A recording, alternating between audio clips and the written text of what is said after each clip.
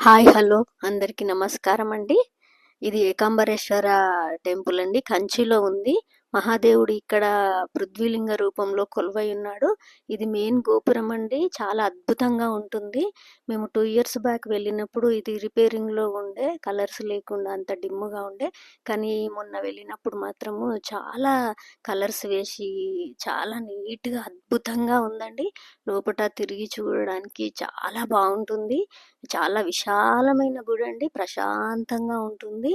ఇక్కడ బసవేశ్వరుడు చూడండి ఎంత బాగా చక్కగా ఉన్నాడు, కలర్స్ వేసి ఉన్నాయి. మేము 2 years బ్యాక్ వెళ్ళినప్పుడు కలర్స్ లేకుండా చాలా డిమ్గా ఉండే, కానీ ఈసారి కోనేరు దాని చుట్టుపక్కల అంతా డెవలప్ చేశారండి, కలర్స్ వేశారు. గుడి మొత్తము కలర్స్ వేశారు, చాలా నీట్గా చేశారు. అంతకుముందు ఫ్లోరింగ్ సరిగా లేకుండా ఈసారి ఫ్లోరింగ్ చాలా నీట్గా చేశారు, చాలా బాగుందండి. మేము లోపలకు వెళ్ళి 200 టికెట్ తీసుకున్నామండి. దేవుని దర్శనం చేసుకోనికి 200 టికెట్తో లోపలికి వెళ్ళాము. చాలా తొందరగా పంపించారండి. ఆ మహాదేవుని ముందు, పృథ్వీలింగ రూపం అయిన మహాదేవుని ముందు ఒక 3-4 minutes నిలబడనిచ్చారండి. కనులారా పృథ్వీలింగాన్ని దర్శించి నమస్కరించుకొని బయటకు వచ్చి గుడిని మొత్తము తిరిగి చూశామండి. చాలా బాగుంది, చాలా విశాలంగా ఉంది.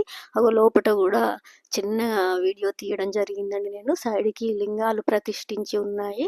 లోపట విశాలంగా చాలా అద్భుతమైన కట్టడం అండి అది.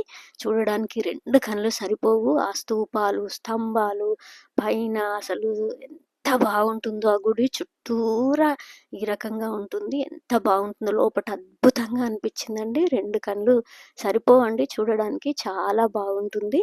దేవదేవుడు చాలా చక్కగా దర్శనం ఇచ్చాడండి మాకు పృథ్వీలింగ రూపంలో. కొలువై ఉన్న మహాదేవుని కళ్ళారా చూశాము. చాలా చక్కగా అద్భుతంగా అనిపించిందండి. ఈ వీడియో మీకు నచ్చినట్టయితే సబ్స్క్రైబ్ చేసుకోండి, ప్లీజ్ ఎంకరేజ్ చేయండి. చూడండి లోపల ఎంత అద్భుతంగా ఉందో. ఇక్కడ వెనకాల కూడా మామిడి చెట్టు ఉంటుందండి. ఆ ప్లేస్లో కూడా చాలాసేపు కూర్చున్నాము, కాసేపు ధ్యానం కూడా చేసుకోవడం జరిగింది. ప్లీజ్ ఎంకరేజ్ చేయండి. Thank you so much.